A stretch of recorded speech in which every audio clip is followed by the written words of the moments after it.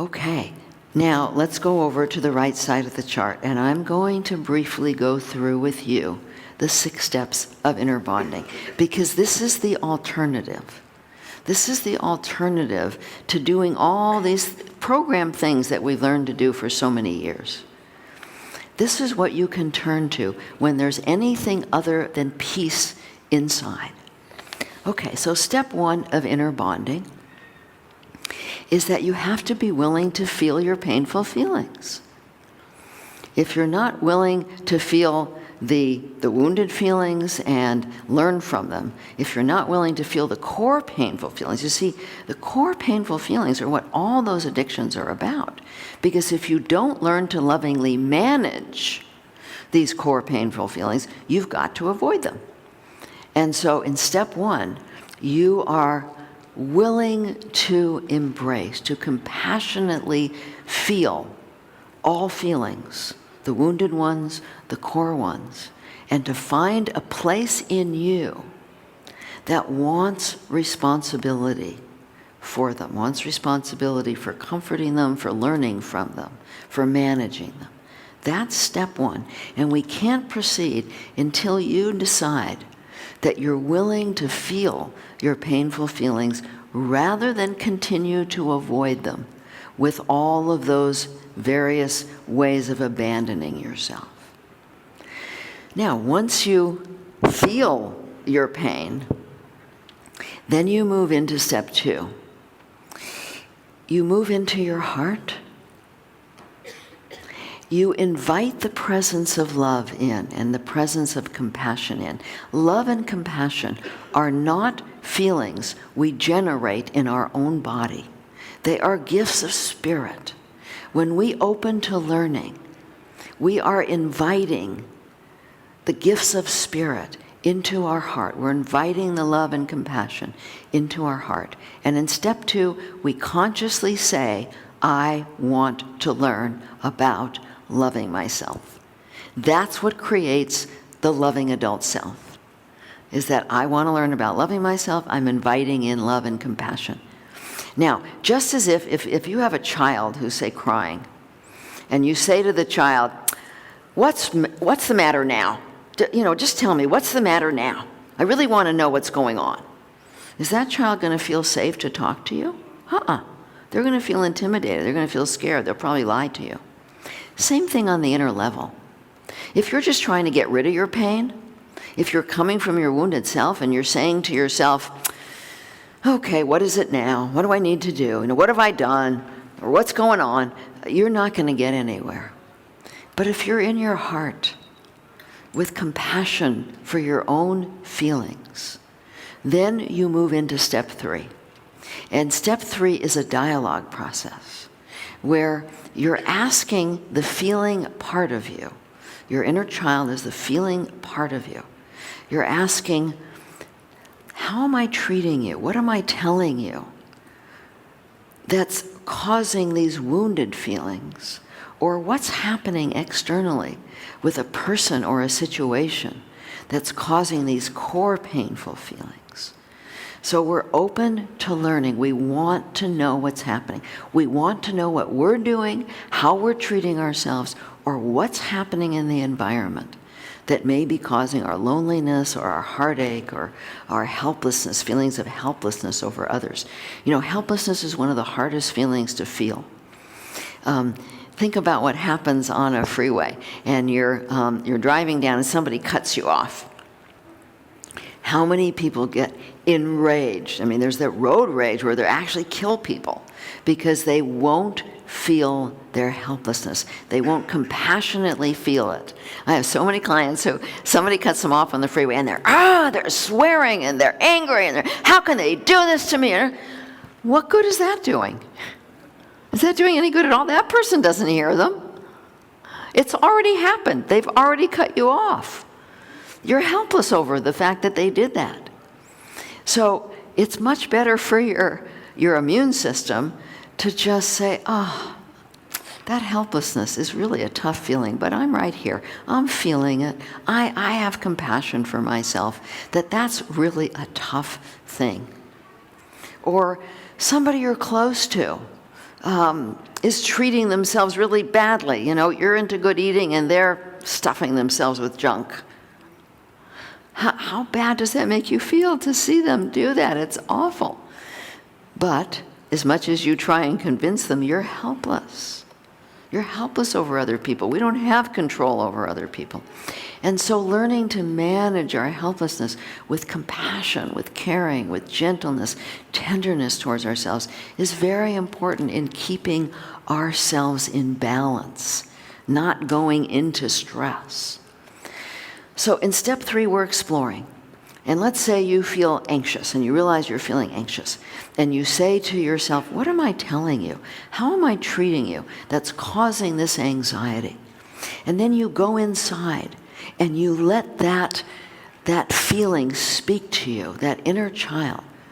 And that inner child might say to you, you're putting a lot of pressure on me. Boy, you're telling me that I better look good, or I better lose all this weight, or I better perform, or I better get an A, or I better not mess up at this, or you know, I better do something differently. And I feel very pressured when you do that. When you tell me I'm not good enough, you're telling me I'm not good enough the way that I am. You're telling me nobody likes me. You're telling me I'm going to end up in the streets. You're telling me I'll never succeed. There's so many things we could tell ourselves that create anxiety.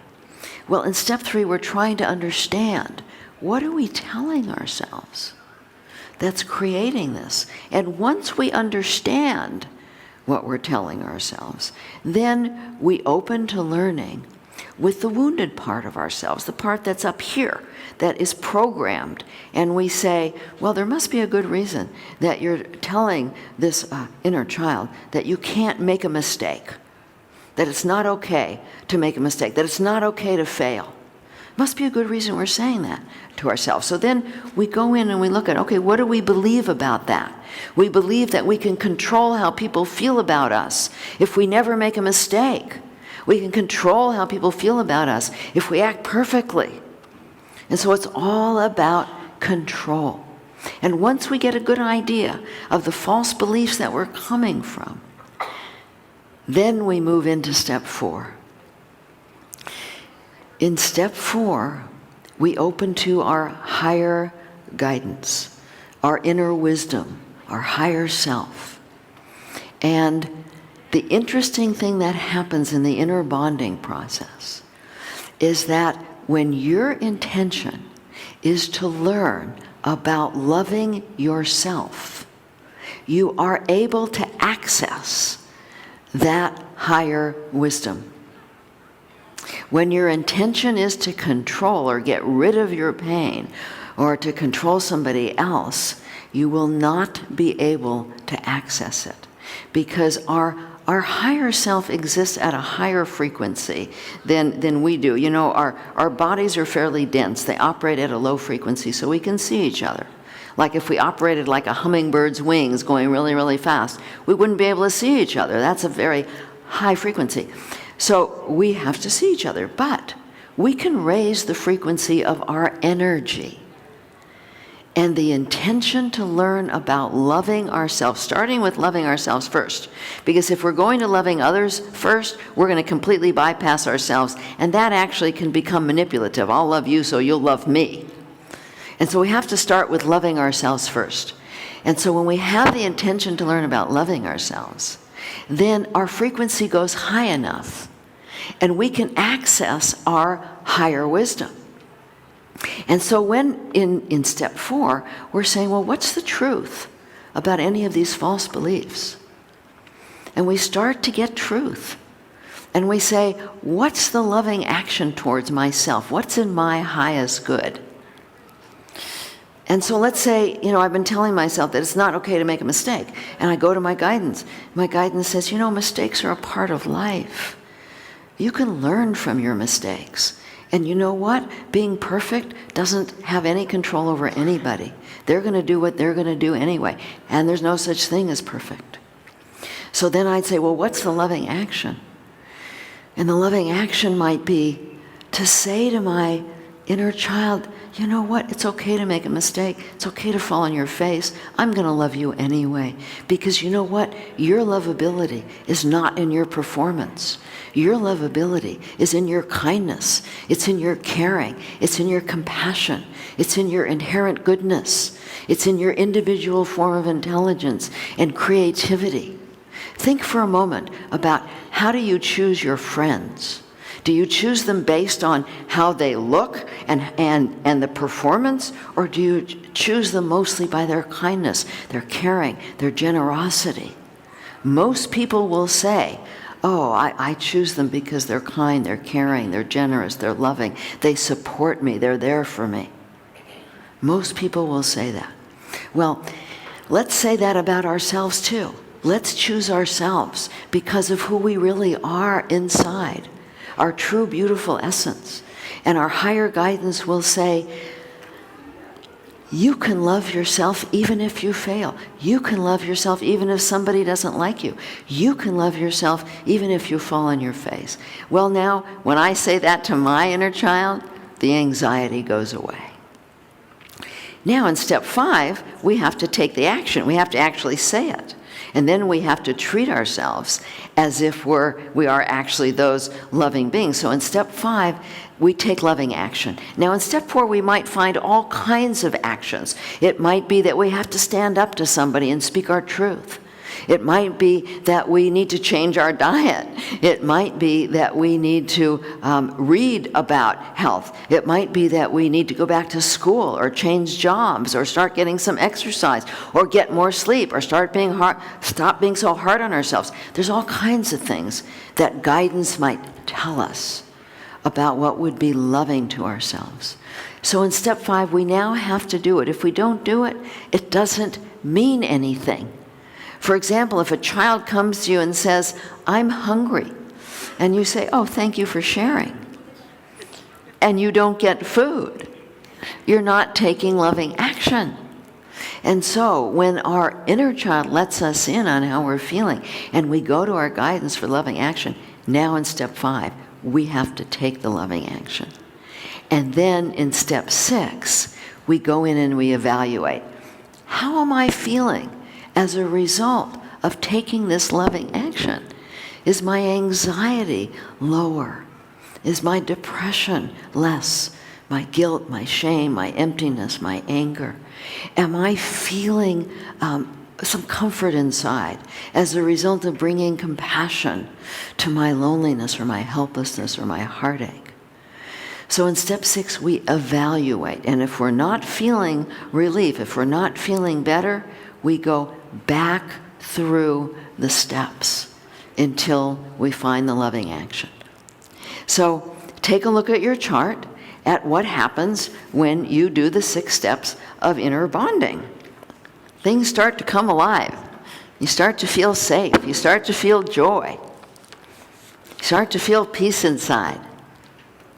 And one of the big things that happens is that you get all filled up with love. You feel love inside. When you learn to connect to your higher guidance, you learn to bring that love inside.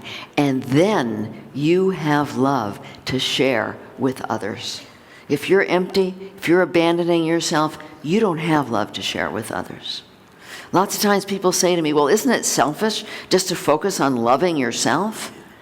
Actually, it's the least selfish thing to do. What selfishness is abandoning yourself and then making other people responsible for making you okay.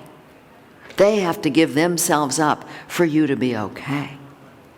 It's not at all selfish to do inner bonding and learn to love yourself and take responsibility for your own feelings.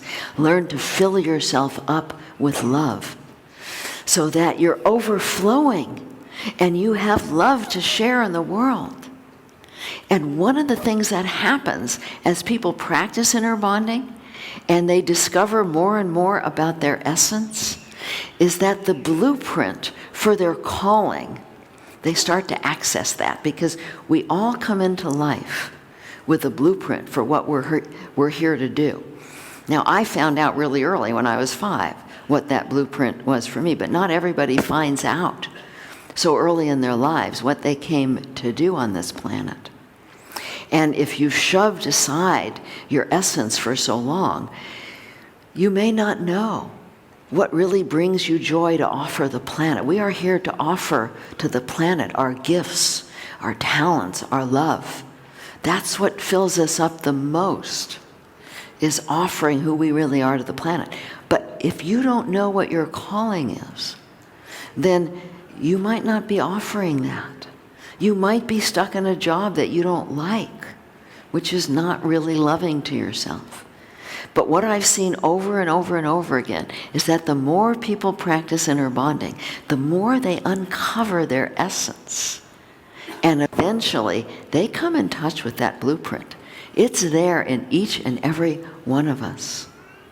And then because they've been practicing inner bonding and developing their loving adult, then they can start to manifest that. Manifestation comes from raising our frequency, taking responsibility for our feelings, being loving to ourselves and filling ourselves with love. And then we're able to manifest our dreams. And so the practice of inner bonding is extremely powerful. As I said, it takes practice. It's not something you learn in a day. But we have a lot of support on our website, innerbonding.com. Lots of ways of learning the process. We have many courses, we have programs, we have free stuff, lots and lots of free stuff on our website that enables you to get the support you need to learn this process.